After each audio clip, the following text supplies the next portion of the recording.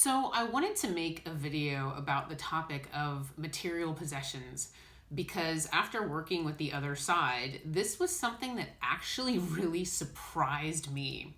Because growing up Catholic, being materialistic or really liking your material possessions was viewed as a bad thing.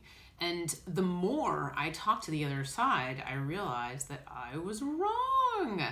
So I wanted to let you guys know what the deal was and how the angelic realm and the divine view material possessions. First of all, are you grateful? Are you grateful for that beautiful piece of jewelry? Are you grateful for that beautiful car? If you kiss your car goodnight every night, good for you. What are you doing? You're showing gratitude.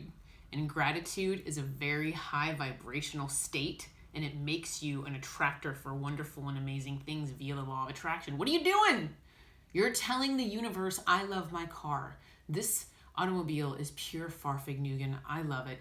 Thank you, God. I enjoy driving it to and from work every day. You're appreciating your car. So what are you telling the universe? Thank you. Thank you for bringing me this car, God. And so that makes the universe want to bring more abundance onto your path because they know you'll appreciate it, right? So gratitude, are you grateful for your material possessions?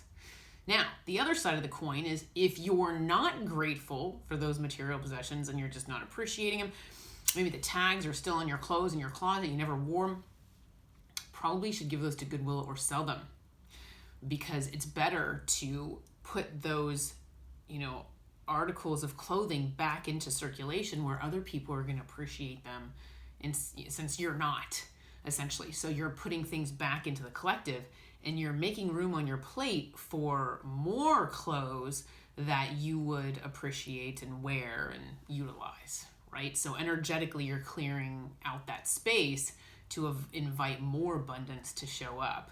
So giving stuff to Goodwill is actually considered like an energetic clearing so that somebody else can go purchase that and appreciate it. Another thing is that don't be afraid to put your order in for the universe. It's not considered, negative or materialistic to ask for the car you want, ask for the house you want, whatever, new pair of shoes, new purse. Whatever you want, don't be afraid to manifest it. Draw pictures of it. Design the car yourself. That'd be kind of fun. Draw pictures of it. Fantasize about it. Imagine it showing up on your path. Put your order in with the universe so that you're clear on what you want. And then you can attract that to you with your thoughts via the law of attraction. So that's another thing is don't be afraid to put your order in with the universe.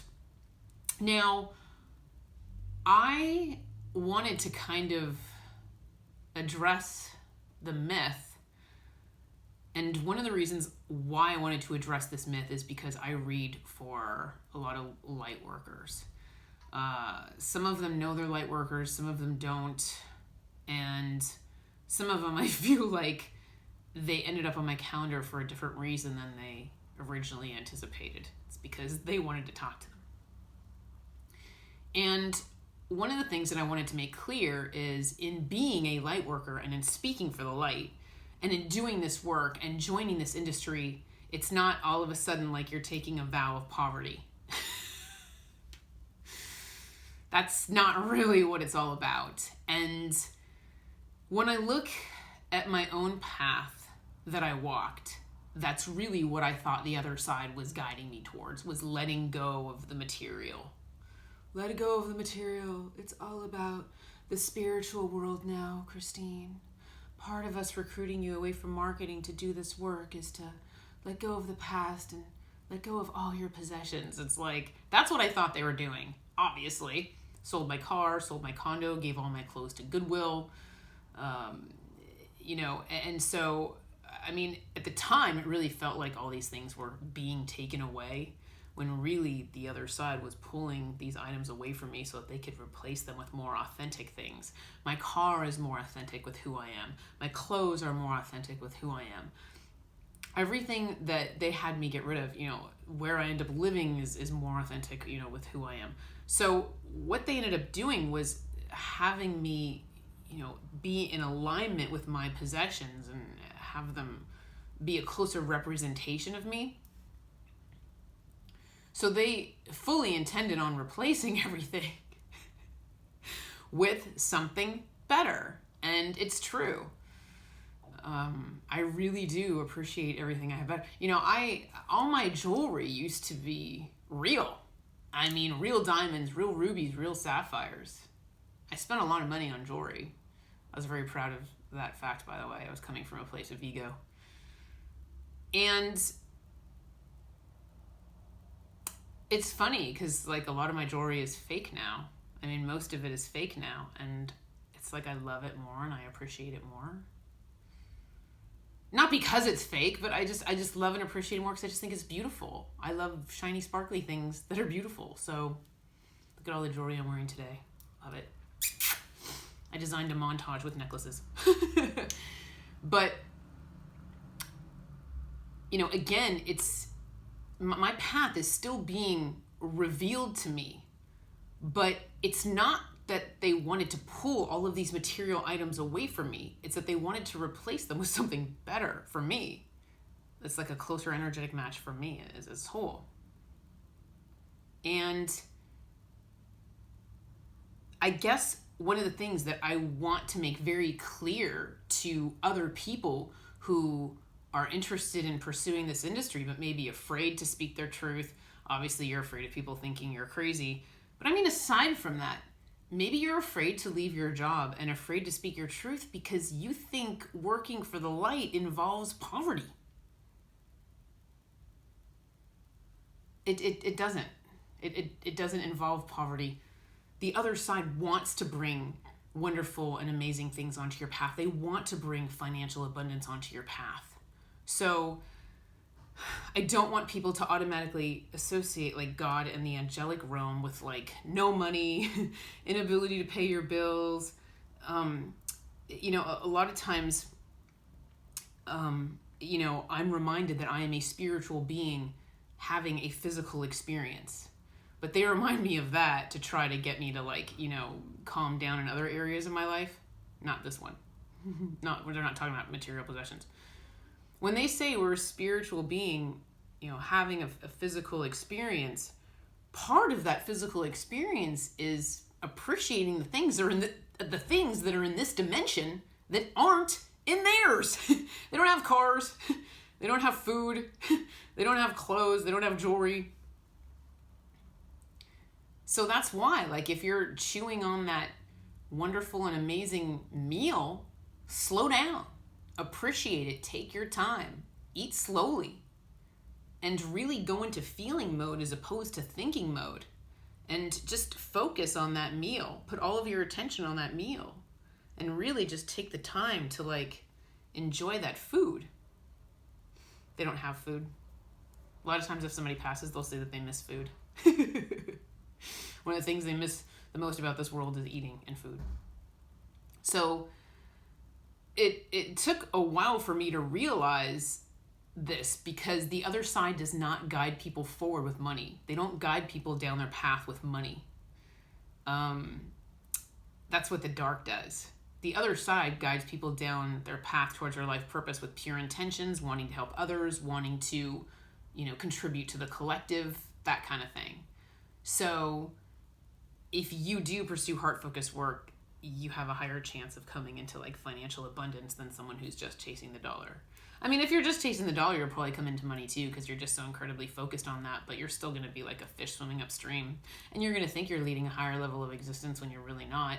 There's a higher level of existence that exists for you that's aligned with truth, but you're just not aware of it because it's kind of like taking a glass of wine out of your hand and saying, trust me, I know you love this wine, but you're going to like this one better. And you don't know until you taste it.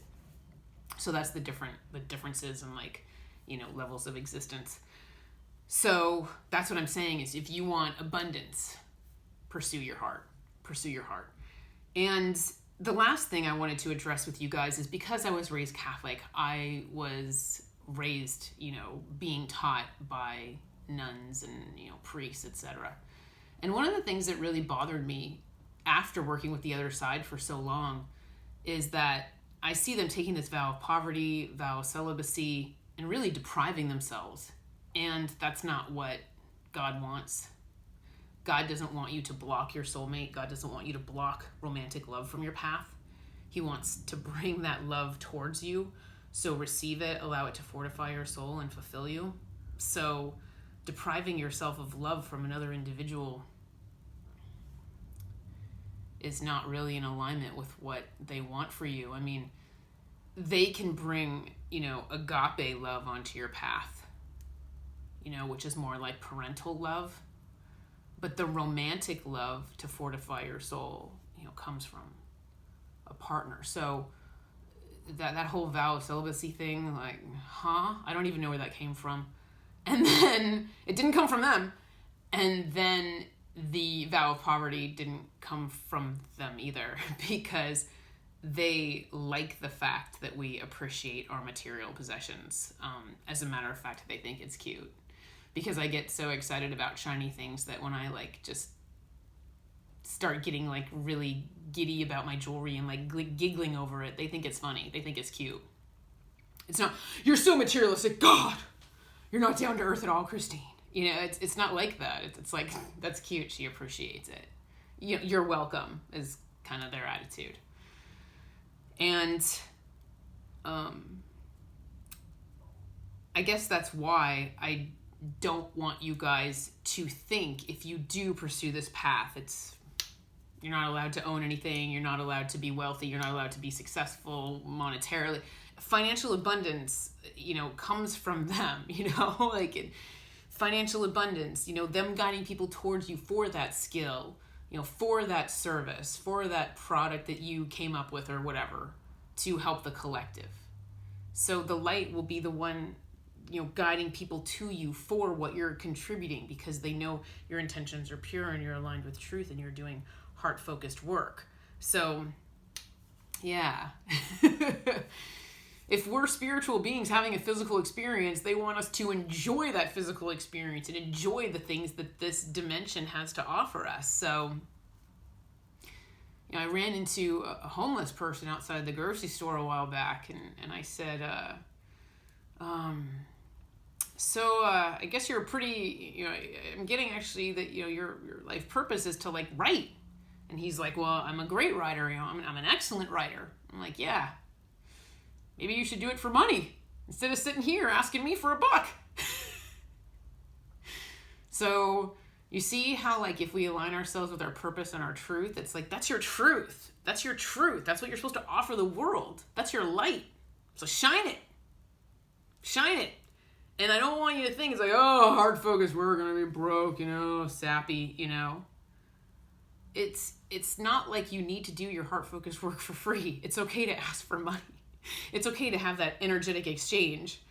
If customers come up to you, they pay for everything else in their life. So it's okay to ask them to pay for you because they pay for everything else in their life. See how fair that is? So I thought this was an important message to deliver to people. Appreciate everything you have. Appreciate your coffee maker if you love coffee. Kiss your coffee mug. Kiss your coffee maker. It's okay. It's okay. It's telling the universe, I really appreciate this. And they like that. They think it's cute. I mean, you guys already know this. I mean, you guys already know that gratitude is a high vibration and just a good signal, to send off. So appreciate everything you have. From what you get spiritually, to the love that you have on your path to your car. Appreciate everything, material, spiritual, whatever. Appreciate all of it. And that's how you invite more abundance onto your path. And in the meantime, take care and be well. Thank you.